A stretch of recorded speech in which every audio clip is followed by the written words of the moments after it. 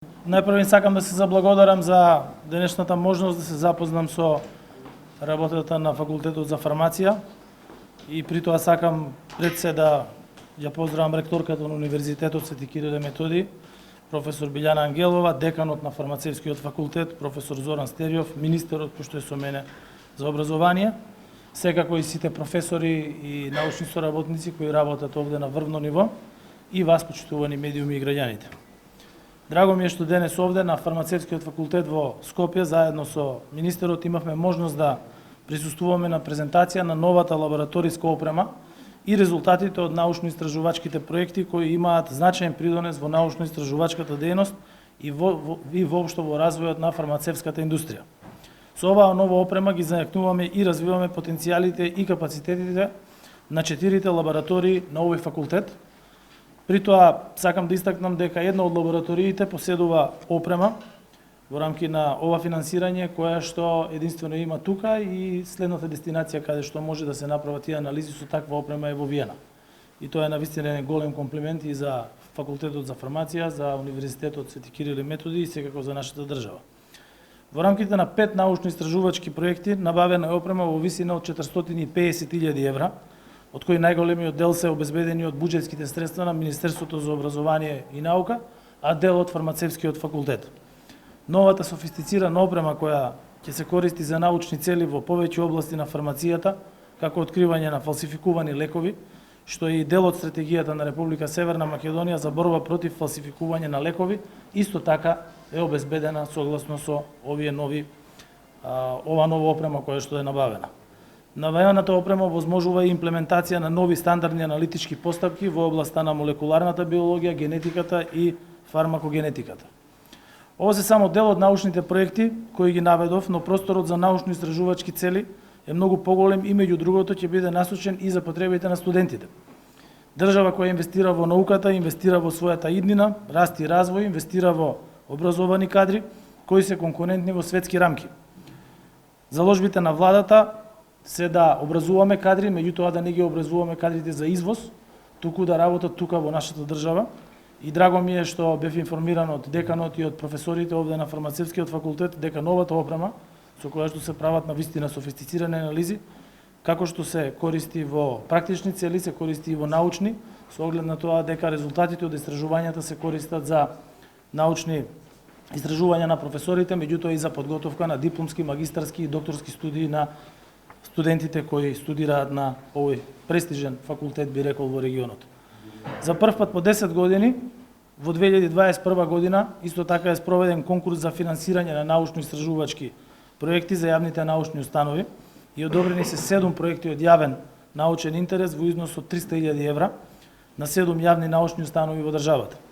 Спроведен е и конкурс за набавка на опрема за лаборатории и акредитација на лаборатории за сите субјекти кои вршат научно-истражувачка работа, во рамките на кои се одобрени вкупно 44 апликации за финансирање.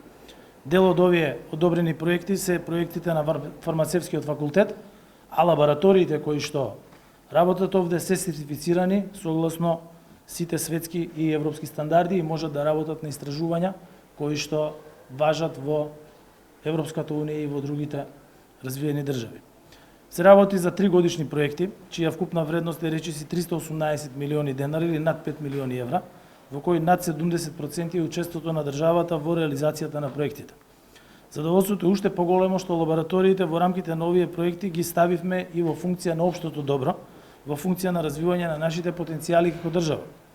Паралелно ги подобруваме и ги унапредуваме состојбите и генерално во образованието.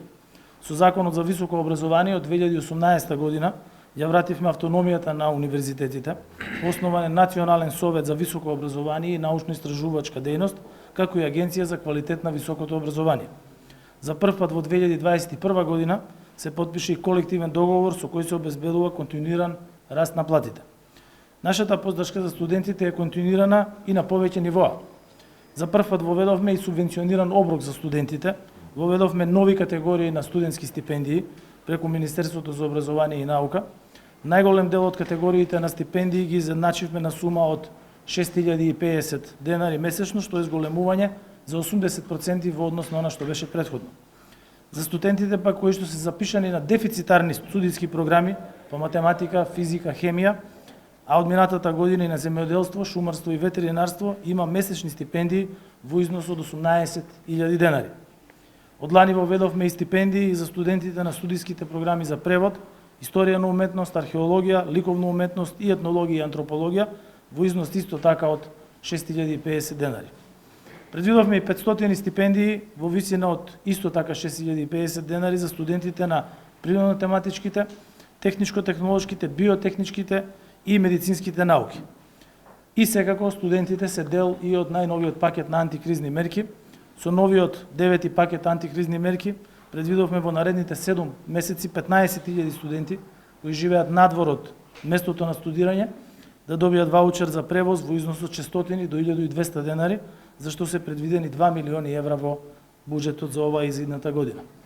Денес тука на Фармацевскиот факултет на ова тема ќе поразговараме и со студентите. Ќе поразговараме воедно и за сите други мерки кои се однесуваат на подобрување на студентскиот стандард.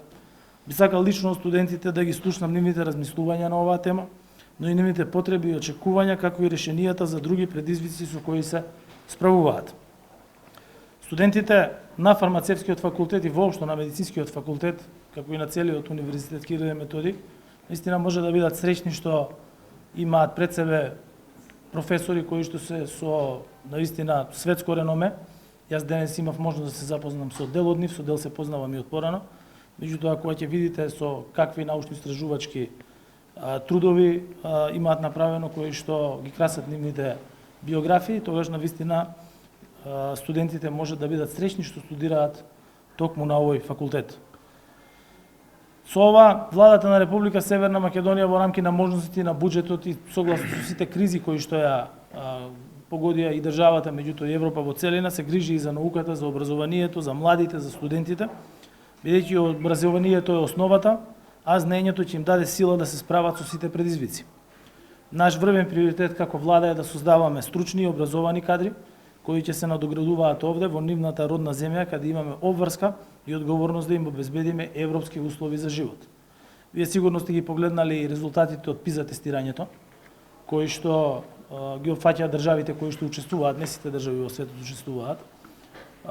Таму се гледа јасно дека ковид пандемијата има негативно влијание врз сите студенти, без исклучок на земјите кои што учествуваат.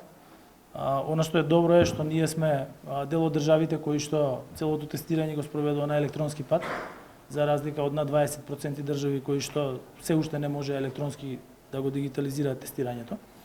Меѓутоа има интересни податоци кога ќе навлезете во самите резултати. Таму се цени функционалната практична примена на знаењата и вештините кои што ги имаат студентите, односно учениците во средните училишта беа опфатени над 6000 ученици, според она што го гледав во истражувањето, и резултатите покажуваат дека нашите ученици се подобри во математичките и природните науки отколку во читањето. Што значи дека тоа е порака и до учениците, меѓутоа тоа е порака и до наставниците и до родителите, дека треба да се чита, треба да се користи литература, со оглед на тоа дека резултатите тоа јасно го покажуваат. И јасно и покажува стратегијата на државата во однос на обезбедувањето на стипендии во природни науки и во математички науки, дека резултатите во тие делови се подобри од она што е во читањето, и тука ќе треба да работат на вистина, уште еднаш кажувам, и родителите, и учениците, и наставниот кадар. На крај сакам да се заблагодарам уште еднаш на почитуваниот декан, на ректорката, на сите професори и научни соработници кои што тука имав можност да ги запознам.